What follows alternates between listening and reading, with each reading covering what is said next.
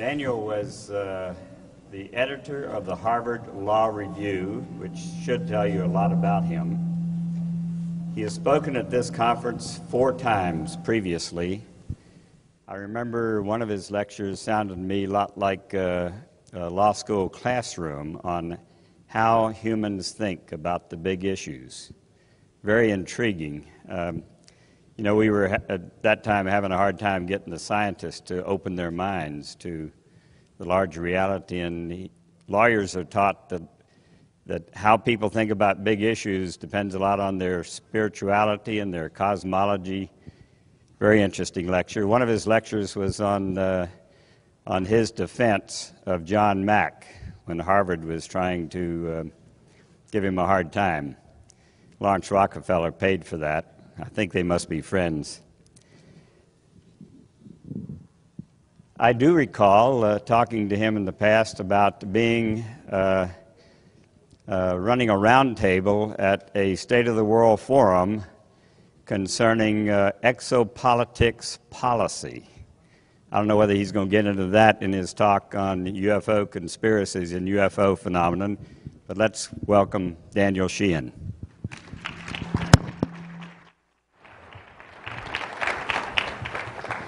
Thank you, Dan. Thanks. Well, good afternoon. Sorry about the short notice here that John was unable to make it, so they came out and said, is there an Irishman in the audience that might be willing to fill in here? So what I want to do in the time that we have here today is I want to talk about the issue of conspiracy theory and its relationship to the UFO phenomenon. Because one of the things that I've noticed over the years developing is two trends here in a lot of the meetings and other meetings about this extraordinarily important subject. One is that there's been an intensification of people's concern about conspiracies in general, because of the experience that people have had in realizing that the UFO phenomenon has generated a massive cover-up on the part of the United States government and its relationship with other governments around the world.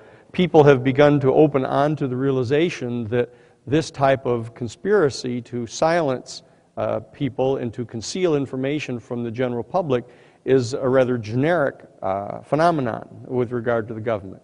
So people have begun to look into other types of conspiracies to determine what else it is that we might not be being told by our government. A second phenomenon that I've noticed is going on is a greater and greater openness toward kind of a spiritual dimension of this, the extra-dimensional qualities of this. For example, yesterday the discussions about actually the experience that beings have in between lives and opening onto the past life experience. These are two interesting phenomena that have been evolving over the years during these conferences specifically about the UFO phenomenon.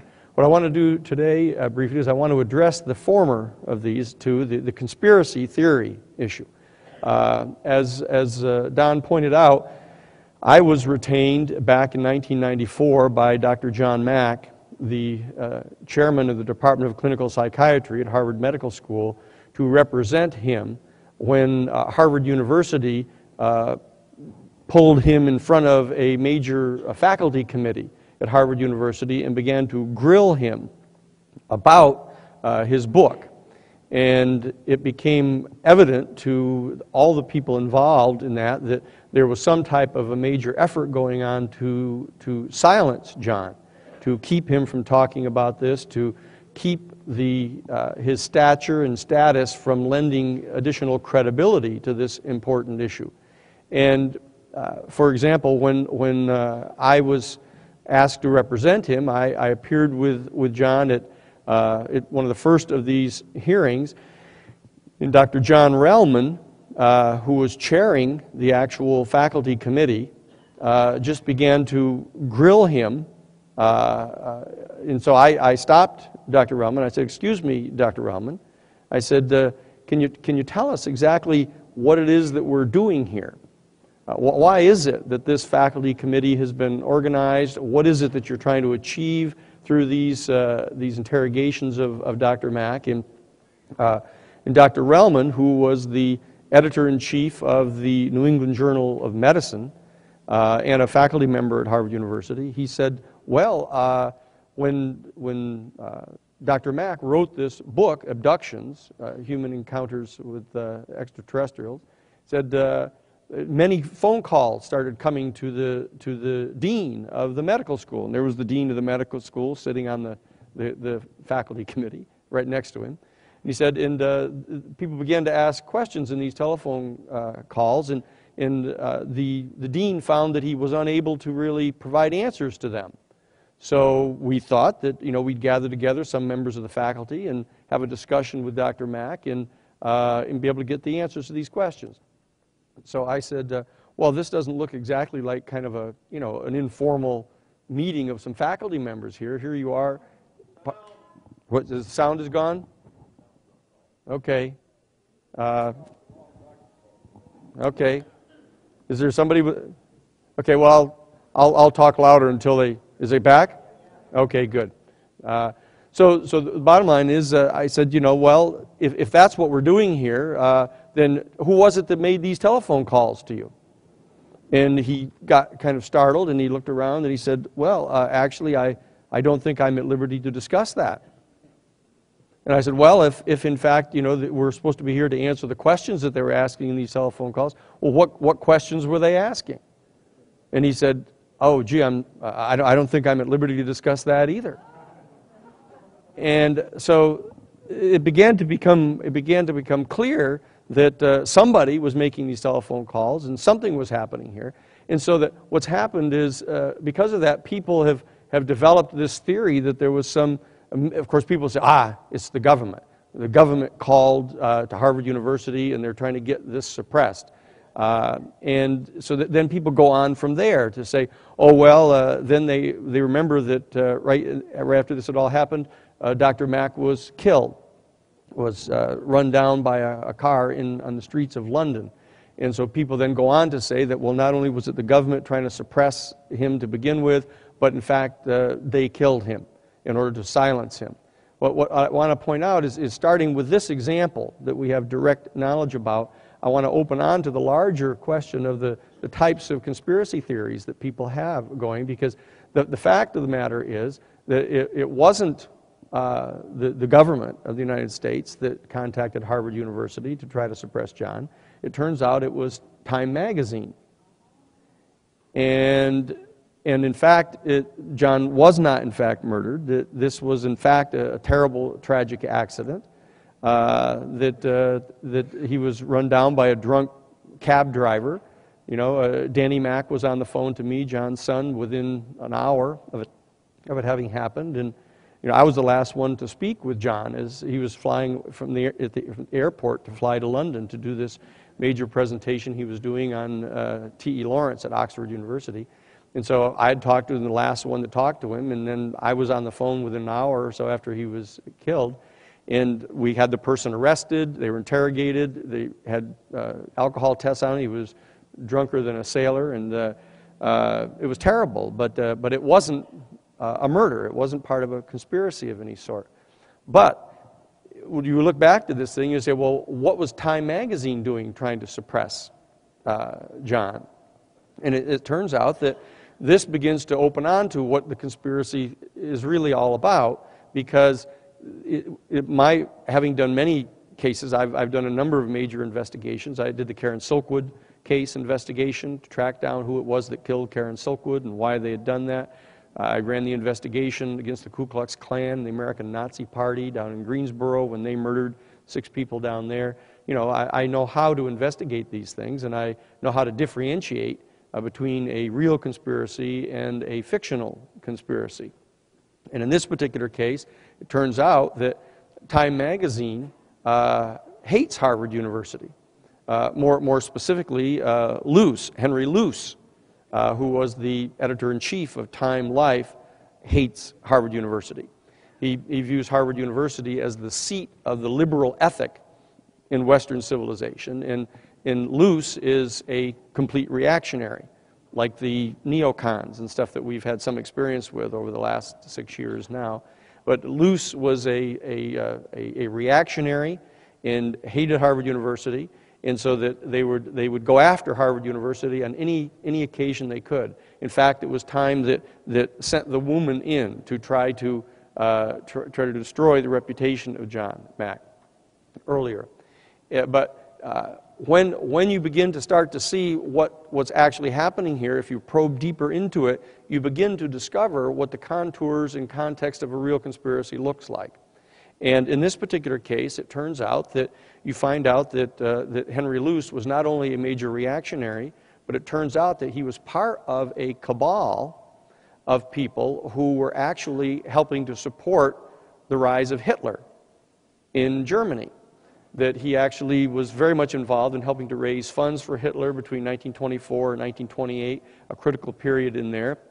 And it turns out that the people that were working with him included George Herbert Walker. And people go, let me see now, George Herbert Walker.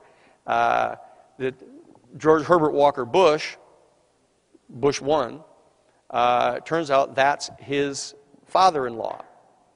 And his father-in-law was one of the major financiers of the rise of Hitler. And the people that he worked with included John Foster Dulles and Allen Dulles. Allen Dulles being the man who went on to become the director of the Central Intelligence Agency. And John Foster Dulles having been the Secretary of State of the United States. So you start to then begin to see, wait a second, this is now getting complex again. Because as it turns out, this cabal of extreme reactionaries are also involved in having attempted to overthrow the United States government.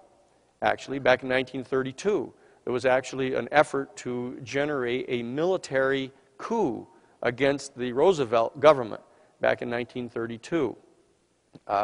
And now these are things that people have almost never heard about, but it becomes very important for us for this reason. Because it turns out that the hand-picked editor-in-chief of Time Life, picked by Henry Luce, was a man by the name of C.D. Jackson. And C.D. Jackson turns out to be the man named by Colonel Corso as his briefing officer. When Corso was put in charge of the technology that was taken from the wreckage at Roswell, and given the assignment of farming this equipment out to various major American corporations to attempt to capitalize on the technology that was recovered from the Roswell crash. And so we start to begin to see this extraordinarily interesting unfolding in front of us. Because what I want to do today in the brief time that we have together is I want to talk about this set of conspiracy theories in the context of the UFO phenomenon. Because the cover-up on the part of the United States government of the reality of UFOs and the reality of contact with an extraterrestrial civilization like this is, without any doubt whatsoever, the biggest and the most important conspiracy that exists on our planet today and in our country. What I want to do is, before I address that directly, I want to use as another example of this a discussion about what the second biggest conspiracy is that we're all aware of. I think we probably all could think pretty clearly about what that is. In addition to the UFO phenomenon, the cover-up of the ETs, the biggest, the most central conspiracy in the history of the United States is the assassination of President Kennedy. And people will, immediately will say, yes, that's true. And as it turns out, I happen to be in a position to be able to speak quite directly to that. And so what I want to do today, given the fact that I was asked on short notice to talk with you, I want to tell you what it is that actually happened there. And I think it's about time that this was clarified directly. Because what's getting ready to happen is in June of this year, just another couple months, you're going to find something out that is going to be quite shocking and startling to all of you. There is as we speak, an article being prepared by New Yorker magazine, a 12,000-word article that's going to be published. And it's going to be, it's being written right as we speak. It's being written by by two men, a man by the name of Jefferson Morley and David Talbot. And what they're going to be revealing is that in June of 1968, when Bobby Kennedy was killed at the Ambassador Hotel, there has now been discovered a photograph that was taken within minutes of the killing of three men standing in the lobby of the Ambassador Hotel, which included David Morales, Gordon Campbell, and Jorge Johandes. Now, this doesn't mean anything to you yet, but it turns out that David Morales was in fact the shooter on the grassy knoll in Dealey Plaza on November 22nd of 1963. And he was the lead shooter in the triangular fire team that was trained to assassinate Fidel Castro. And Jorge Johandes was the head of the DRE, which is the Cuban student group that Oswald got into the argument with on the street corner down in New Orleans, the famous incident that had occurred down there. But it turns out that these three men were actually standing right in the Ambassador Hotel in the lobby within minutes after the killing of Bobby Kennedy. And a second revelation that's in the process of being made very soon is going to be undertaken by Richard Billings. Richard Billings was the chief staff writer for the House Select Committee on Assassinations. There are a series of major, intense meetings going on today, actually. They began yesterday and are continuing on to today, in which Dick Billings is participating, along with Gaetan Fonzi, who is the chief investigator for the House Select Committee on Assassinations. They're in communication with G. Robert Blakey, who is the staff chief. They're now in the process of getting ready to reveal a second photograph which shows in Dealey